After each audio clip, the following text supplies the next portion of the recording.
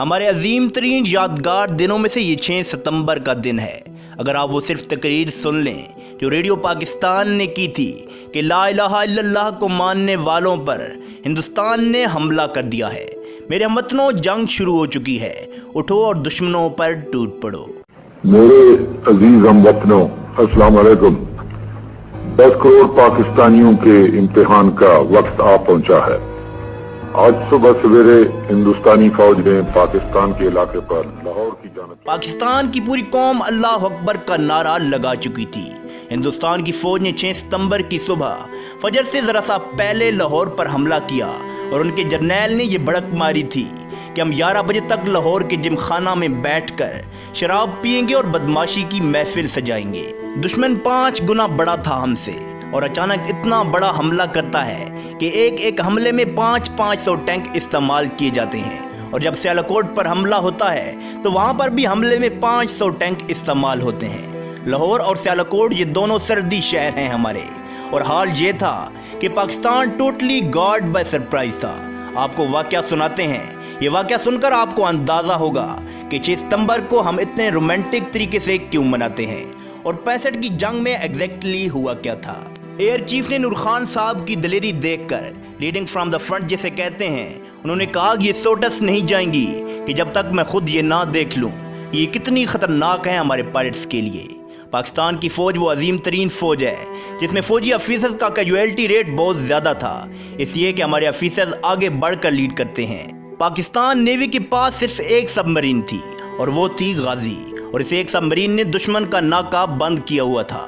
پاکستان کی نیوی آگے بڑھ کر گئی اور دشمن کے ٹھکانے تباہ کر دیے۔ جب سیالکوٹ پر حملہ ہوا تو توپیں فٹ کر دی گئیں اور بڑے بڑے ٹینک لا کر کھڑے کیے ہوئے تھے۔ یہ وہ وقت تھا جب پاکستانی فوج جوابی حملہ کر رہی تھی۔ ایسے معجزات دیکھے گئے کہ جن کے بڑے بڑے آفیسر جنرل اینی شاہد ہیں، بلکہ ان معجزات پر بڑی بڑی کتابیں لکھی گئی ہیں جن میں ان معجزات کا ذکر کیا گیا ہے۔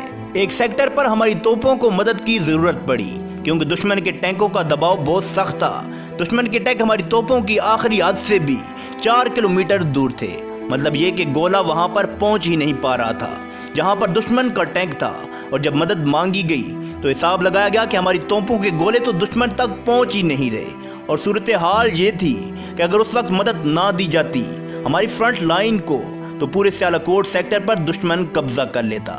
اللہ کے توکل پر یقین کریں کہ افسروں کی آنکھوں میں آنسو آ گئے اور انہوں نے اللہ پر توکل کرتے ہوئے توپوں کا منہ دشمن کی طرف کر دیا، اور جب ہماری فوج نے فائر کیا تو عجیب سا معجزات سامنے آ گیا۔ گولا اپنی ڈیسٹینیشن پر پہنچتے ہوئے 2 سے 3 منٹ لیتا ہے، اور ٹھیک 3 منٹ بعد وائرلیس پر یہ پیغام آیا کہ گولے ٹھیک دشمن کے ٹینکوں کے درمیان پڑ رہے ہیں۔ واقعی یہ ایک بڑے معجزے کی بات تھی اور اس بات پر یقین کرنا مشکل تھا، اور ہماری فرنٹ لائن نے جو مورچے آگے ہوتے ہیں وہاں سے نعرہ تکبیر کی آوازیں سنائی دینے لگی، اور یہ آوازیں آنے لگیں کہ گولے ٹھیک دشمن کے ٹینکوں کے بیچ گر رہے ہیں، اور ہماری توپوں سے جو گولے برسائے جا رہے تھے ان کی حد سے بھی دشمن کے ٹینک 3 سے 4 کلومیٹر دور کھڑے ہوئے تھے۔ نہ اس سے پہلے کبھی ہماری توپوں نے اتنی لمبی رینج میں فائر کیا، اور نہ اس کے بعد۔ گویا جب اللہ کی مدد کی ضرورت تھی تو اللہ نے اپنی مدد بھیجی۔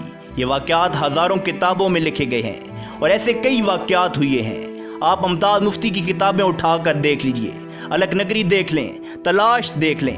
جب 65 کی جنگ شروع ہوئی تو ممتاز مفتی لکھتے ہیں کہ مسجد نبوی میں لوگوں نے حضور اکرم کا دیدار کیا۔ لوگ کیا دیکھتے ہیں کہ حضور اکرم صلی اللہ علیہ وآلہ وسلم جنگی لباس میں ہیں اور ان کے ساتھ جنگ بدر کے شہداء ہیں، اور پاکستانی مدد کے لیے تیار ہیں کہ پاکستان پر حملہ ہوا ہے اور ہم نے اس کا دفاع کرنا ہے۔ اور یہ باتیں ممتاز مفتی نے لکھی ہیں، کتابوں میں چھپی ہیں، اخباروں میں چھپی ہیں۔ یہ باتیں ہم اپنی طرف سے نہیں بنا رہے۔ دشمن کے جہازوں کو یہ ذمہ داری دی گئی تھی کہ راوی کے پل پر حملہ کرنا ہے اور اس کو نقصان پہنچانا ہے، لیکن وہ پائلٹ پکڑا گیا، اور جب اس سے پوچھا گیا کہ پل تو تمہارے سامنے تھا، تم نے بمباری کیوں نہیں کی؟ کہتا ہے کہ مجھے بتایا گیا تھا کہ وہاں پر ایک پل ہے، لیکن جب میں نے دیکھا تو وہاں پر 6 پل تھے، میں کس پل کو اڑاتا؟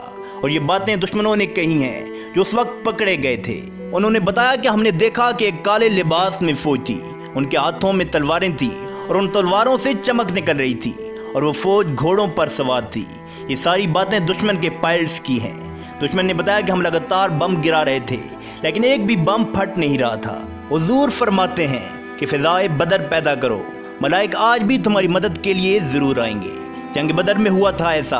اللہ تعالیٰ قرآن پاک میں فرماتے ہیں کہ میں نے جنگ بدر میں مسلمانوں کی مدد کے لیے 1000 ملائکہ کو مدد کے لیے بھیجا، اور یہ بات 1400 سال پہلے تک ہی محدود نہیں ہے۔ مسلمان جب بھی پختہ ایمان کا مظاہرہ کریں گے، ملائکہ ان کی مدد کے لیے ضرور آئیں گے۔ 1965 کی جنگ ایک خوبصورت مثال ہے ہمارے لیے، جب لاہور پر حملہ کیا گیا انڈین ڈویژن کی طرف سے، تو انڈین جرنیل اپنے فوجیوں کا اس بات پر حوصلہ بڑھا رہے تھے کہ لاہور صرف 3 یا 4 کلومیٹر دور رہ گیا ہے، ہمت کرو، بس تھوڑا سا رہ گیا ہے، تھوڑا اور چلو اور لاہور تمہارے قبضے میں ہوگا۔ لیکن پاکستانی فوج نے بھی شدید مزاحمت کی تھی اور جسموں پر بم باندھ کر ٹینکوں کے نیچے لیٹ گئے تھے، جس سے دشمن کے ٹینک ہوا میں اس طرح اڑ رہے تھے جیسے تیز آندھی میں تنکے اڑ رہے ہوں۔ حقیقت میں لاہور 3 کلومیٹر دور نہیں تھا بلکہ 14 کلومیٹر دور تھا۔ بس انڈین جرنیل اپنے فوجیوں کا حوصلہ بڑھا رہے تھے، اور جب ایک پاکستانی افیسر نے یہ سنا کہ انڈین جرنیل یہ باتیں کر رہے ہیں تو وہ پاکستانی افیسر شدید زخمی تھا، لیکن اس نے زخموں کی پرواہ نہ کرتے ہوئے سڑک کے کنارے ایک کتبہ لگا ہوا تھا جس پر لکھا ہوا تھا کہ لاہور 14 کلومیٹر دور ہے۔ اس نے وہ کتبہ وہاں سے اکھاڑ لیا اور پھر رینگتے ہوئے کافی آگے تک گیا اور وہاں پر وہ کتبہ زمین میں پیوست کر دیا اور اس پر اپنے خون سے لکھ دیا کہ 14.2 بلڈی مائلز، جس کو دشمن کبھی بھی پار نہ کر سکا۔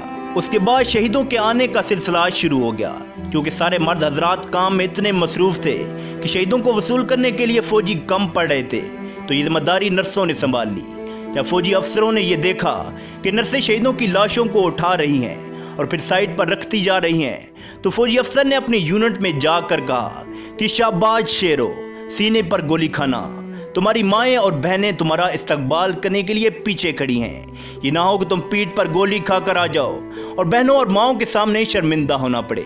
یہ تھا جذبہ اس فوج کا۔ سب نے اس وقت وہاں پر قسمیں کھائیں کہ ہم سینے پر گولی کھائیں گے اور شجاعت سے لڑیں گے۔ ایک وقت ایسا بھی آیا کہ جب دشمن کے ٹینک ہمارے توپ خانے کے بالکل قریب آ چکے تھے اور اب براہ راست ٹینکوں کی جنگ ہونے والی تھی۔ کہا جاتا ہے کہ دوسری جنگ عظیم کے بعد یہ پاکستان کی سب سے بڑی ٹینکوں والی جنگ تھی جو سیالہ کوٹ میں لڑی گئی۔ باقاعدہ اٹلی آفیسر نے یہ کمانڈ دی کہ اے کی upload and A P load, یعنی ہائی ایکسپلوزیو شیل نکال دو اور ہیوی ایکسپلوژن کرو، یعنی ٹینکوں کی براہ راست لڑائی ہونے والی ہے، اور یہ ایسا موقع ہوتا ہے جب آر یا پار ہوتا ہے۔ اور ٹھیک موقع پر دھندیں آ گئی اور دھند کی وجہ سے دشمن کا ٹینک وہاں پر رک گیا۔ پھر اللہ نے دشمن کی فوج پر خوف طاری کر دیا، اور پھر پاکستانی فوج کے جوانوں نے اور عوام نے بھی اپنے جسموں پر بم باندھ کر ٹینکوں کو اس طرح اڑا دیا جیسے ہوا میں تنکے اڑتے ہیں۔ ایسی کیا چیز تھی جس نے مسلمانوں کو یہ کرنے پر مجبور کیا؟ یقیناً وہ کلمہ تھا، وہی کلمہ جو ہمارے دلوں کی دھڑکنوں میں ہے۔ یہی وہ جنگ تھی جس کو مسلمانوں نے اپنے ایمان، اپنے اتحاد اور اپنے جذبے کی بنا پر جیتا اور ملک پاکستان کو ہمارے حوالے کیا۔ کبھی اس کو چھوڑ کر نہ جانا کہ اس میں ہمارے بزرگوں کا خون شامل ہے۔